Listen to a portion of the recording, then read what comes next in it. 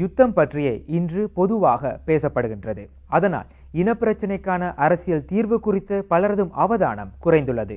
இந்த தருணத்தில் அரசியல் தீர்வு குறித்து இடம்பெற்ற இந்த நிகழ்வை நோக்குவது சிறந்ததென நாம் கருதுகின்றோம். 13வது திருத்த சட்டம் தொடர்பில் இலங்கை மன்ற கல்லூரியில் கடந்த 21-22 தேதிகளில் இடம்பெற்ற இந்த கருத்தரங்கினை நிபு அமைப்பு ஏற்பாடு செய்திருந்தது. இந்த நிகழ்விற்கு சட்டக்கல்லூரி மாணவர்களும் சிவில் சமூக செயற்பாட்டாளர்களும் கலந்து கொண்டிருந்தனர். இதன்போது அரசியல் தீர்வு திட்டம் குறித்து பல்வேறு கருத்துகள் முன்வைக்கப்பட்டது.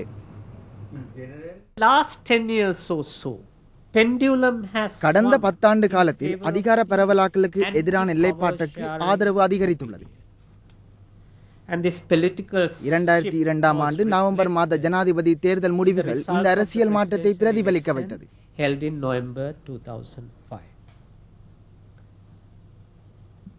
கடந்த 3 ஆண்டு காலத்தில் அரசியல் சாசனத்தில் மாற்றம் செய்வதற்கான வாய்ப்புகள் குறைந்து வருகின்றன. ஆயினும் எதிரிசிங்க இவ்வாறு கூறுகிறார்.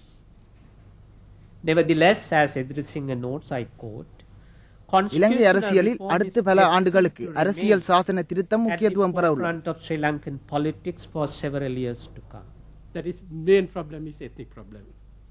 Without solving the ethnic problem, we will not be able to find any solution.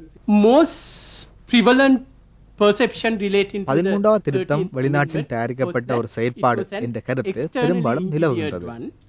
Other element of this ideological இந்த திருத்தத்தின் மூலம் உருவாக்கப்படும் மாகாண சபைகளை சில உபதேசிய குழுக்கள் தங்கள் பிரிவினைவாத இலக்குகளுக்காக சாதுரியமாக பயன்படுத்தலாம் என்று சந்தேகிக்கும் நிலைப்பாடு இருந்து வருகின்றது. இவர்கள் இந்தியா தன்னுடைய நீண்டகால சாதுரியமான திட்டத்தின் மூலம் நிர்பந்தப்படுத்தும் ராஜதந்திரத்தை 1987 நடைமுறைப்படுத்துகின்றது என்று குற்றம் சாட்டுகின்றார்கள். In planting provincial council system in Sri Lanka was the first step in that direction.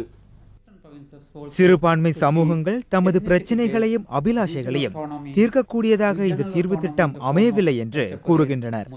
இது குறித்த விடயங்கள் இந்த நிகழ்வில் பிரதானமாக ஆராயப்பட்டது. 13வது திருத்தம் பற்றி நடத்திய ஆய்வில் தமிழர்களின் 4 சந்தேகங்கள் வெளிப்படுகின்றன. முதலாவதாக போதிய அளவு அதிகாரமின்மை. இரண்டாவதாக மத்திய அரசாங்கம் மாகாண சபைகளுக்கு கொடுத்த அதிகாரங்கள் மீண்டும் வாபஸ் பெறலாம் எனும் சந்தேகமாகும். மூன்றாவதாக அரசாங்கம் அதிகாரத்தை பரவலாக்கி அதனை அமுலாக்குவதற்கு உண்மையிலேயே விருப்பம் கொள்ளாதிருப்பதையாகும்.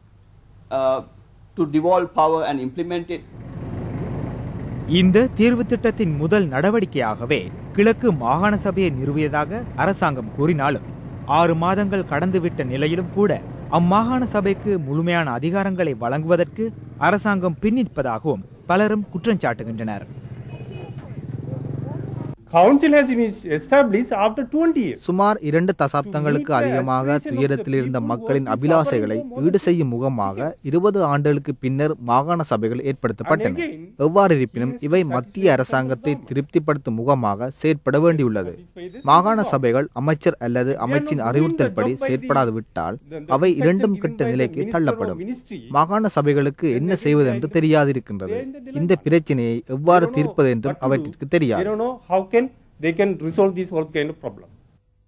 20 ஆண்டுகளுக்கு முன்னர் இலங்கை இந்திய ஒப்பந்தத்தினூடாக இனப்பிரச்சினைக்கு தீர்வாக 13வது திருத்த சட்டம் அறிமுகப்படுத்தப்பட்ட தருணத்தில் இது நாட்டை பிரிக்க மேற்கொள்ளப்படும் சதி என பலரும் கடுமையாக எதிர்த்தனர்.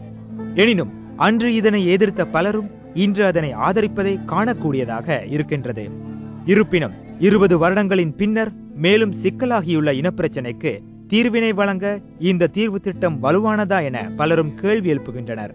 எனினும் இந்த திட்டமானது இறுதி தீர்வு ஒன்றிற்கான ஒரு பிரவேசம் மாத்திரமே என இதனை ஆதரிப்பவர்கள் கூறுகின்றனர்.